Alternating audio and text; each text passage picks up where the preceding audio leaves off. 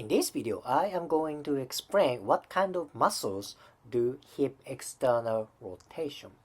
External rotation is much stronger than internal rotation. It's just because there are many hip external rotators compared to internal rotators.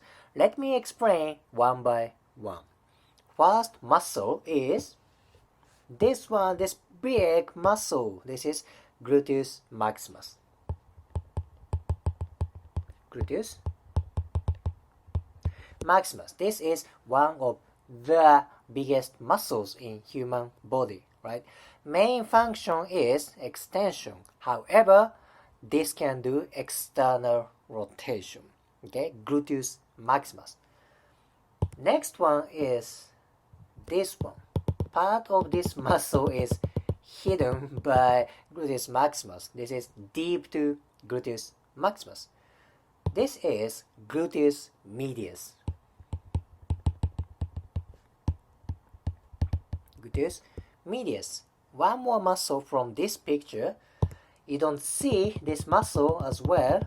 This is deep to gluteus medius. This muscle is gluteus minimus.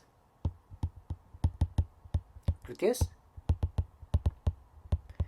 minimus. Okay, gluteus maximus, medius, and minimus do external rotation. But if you focus on medius and minimus, you can divide these two muscles anterior and posterior. Posterior fibers of these two muscles do external rotation. So gluteus medius and minimus, posterior fiber does external rotation because think about it, its location is on posterior part.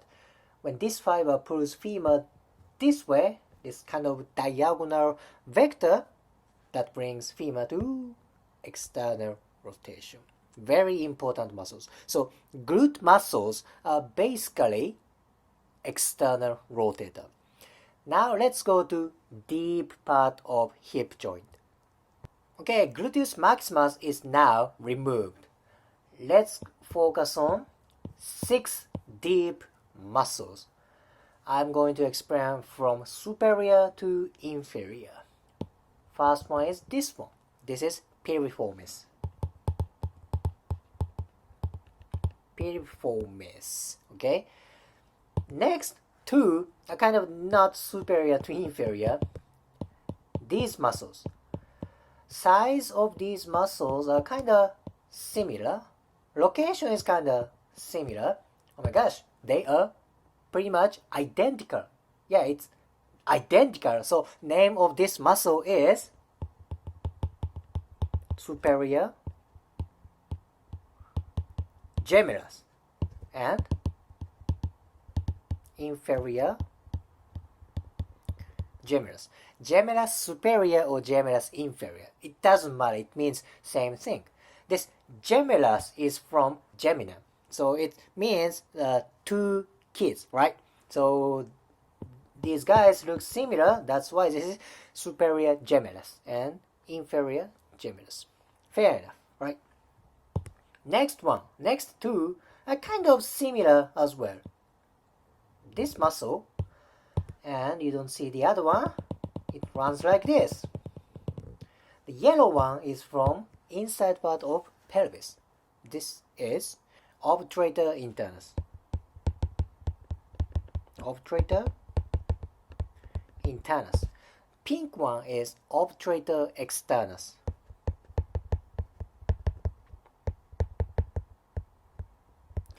Okay, obturator internus and obturator externus. Most inferior one is this one. This is kind of rectangular shape. That is why this is quadratus femoris. Quadratus femoris. Quadratus means rectangular shape. Rectangular shape muscle on femur. Quadratus femoris. These 6 muscles do external rotation. They are important for, of course, external rotation, and also important for hip stability. Freaking important. So, 3 glutes muscles and these 6 muscles are kind of main hip external rotators, in my opinion. So, for next section, I am going to explain kind of accessory hip external rotators. Okay, this is anterior view. Let me explain. 2 muscles. These muscles are psoas and iliacus. Psoas and iliacus. But wait a minute. Psoas and iliacus are in front part of hip joint. And how come anterior muscles do external rotation? Okay, here is the thing. Origin of these 2 muscles are front part of pelvis and lumbar spines. Okay, origin is on front part. Insertion is back part.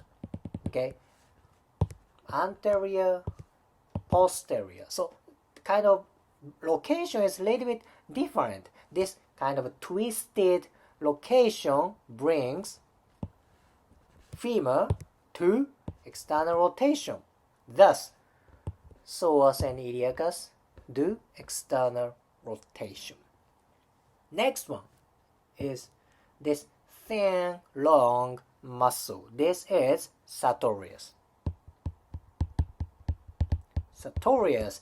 This is kind of one of the longest muscles in human body. It's thin, that's why this muscle cannot exert strong power like gluteus maximus. But still, if you look carefully, this muscle can do external rotation. Let me erase drawing for now, and for next part, I'm going to explain adductor muscles. Actually, most of adductor muscles can do external rotation. Think about it. Their origin is on anterior part of pelvis. Okay, pubis, anterior part. Anterior part. Insertion is where? It's on posterior part of femur. Posterior. So again, there is different kind of direction, location, right? It starts from anterior part. It ends up to posterior part. This orientation makes external rotation. So let's list adductor muscles. Let's say adductor minimus.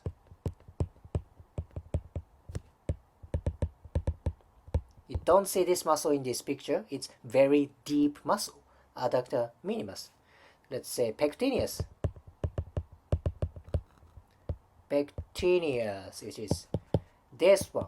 Okay, adductor brevis. Adductor brevis and adductor longus. Adductor brevis is this one. You see this muscle partially. This is adductor brevis. Adductor longus is this one. Then you have the biggest adductor muscle, which is adductor magnus.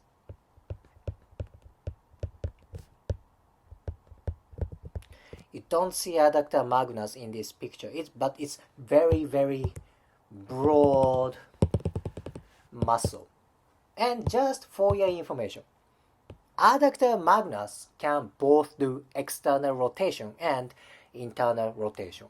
Its function is different, depends on location of fiber. So partially, fiber of adductor magnus can do external rotation. Other part of fiber can do internal rotation. This is very important muscle. Okay? Then, this is not external rotator, but there is other thin, long muscle in most medial part of thigh. This is gracilis. But gracilis does not do external rotation. Now, basically, most of hip adductors do external rotation, except adductor magnus can do both external rotation and internal rotation. Psoas, iliacus, sartorius, and adductor muscles are kind of accessory hip external rotators. However, these muscles are also important for external rotation and hip stabilization. See, there are many hip external rotators compared to internal rotators. If you liked today's video, please hit the like button, comment, and subscribe. See you next video.